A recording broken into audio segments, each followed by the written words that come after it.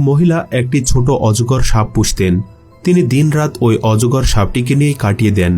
সাপটিকে গোসল করানো, খাওয়ানো, বাগানে নিয়ে খেলা, এমনকি রাতে সাপটিকে পাশে নিয়ে ঘুমান সেই মহিলা। দেখতে দেখতে সাপটি বিশাল আকার ধারণ করল। একদিন হঠাৎ করে সাপটি খাওয়া দাওয়া বন্ধ করে দিল। তাকে কোনোভাবেই সেই মহিলা কিচ্ছু খাওয়াতে পারছিলেন না।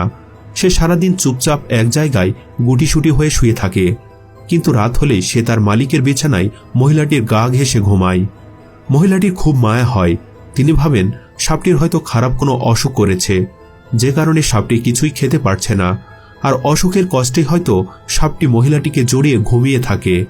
অনেক চেষ্টা করেও সাপটিকে কিছু খাওয়ানোই ব্যর্থ হওয়ার পর সেই মহিলা সাপটিকে নিয়ে গেলেন ডাক্তারের কাছে।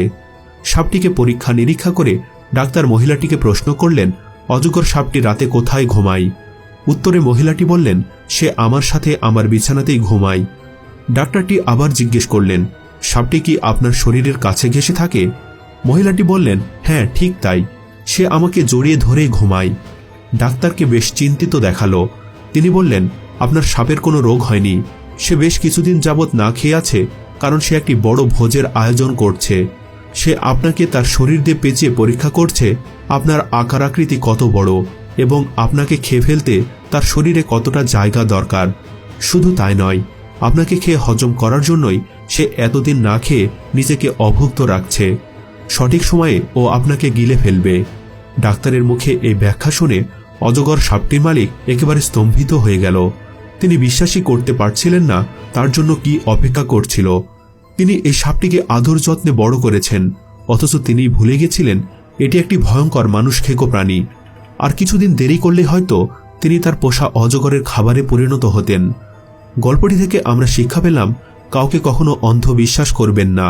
কেউ আপনার সাথে হেসে কথা বললে ভাববেন না যে সে আপনার পরম বন্ধু হয়ে গেল। বরং মনে রাখবেন, সাপের বিষদাঁত যে কোনো সময় আপনার শরীরে আঘাত করতে পারে। কাউকে ভালোভাবে না জেনে তাকে নিজের বন্ধু ভাববেন না। বন্ধু নির্বাচনে বিচক্ষণ হন। কে জানে, হয়তো আপনি নিজেই আপনার আশেপাশে অজগর সাপ নিয়ে বাস করছেন। সঠিক সময়ে তারাও আপনাকে তাদের আসল রূপ দেখিয়ে দিবে। প্রিয় দর্শক, তাই সতর্ক থাকুন বন্ধু নির্বাচনে। এই ভিডিওটি আপনাদের কাছে কেমন লেগেছে তা অবশ্যই কমেন্ট করে জানাবেন। এরকম আরও ভিডিও পেতে চাইলে আমাদের চ্যানেলটি সাবস্ক্রাইব করে রাখুন এবং পাশে থাকা বেল আইকনে ক্লিক করে রাখুন। ধন্যবাদ।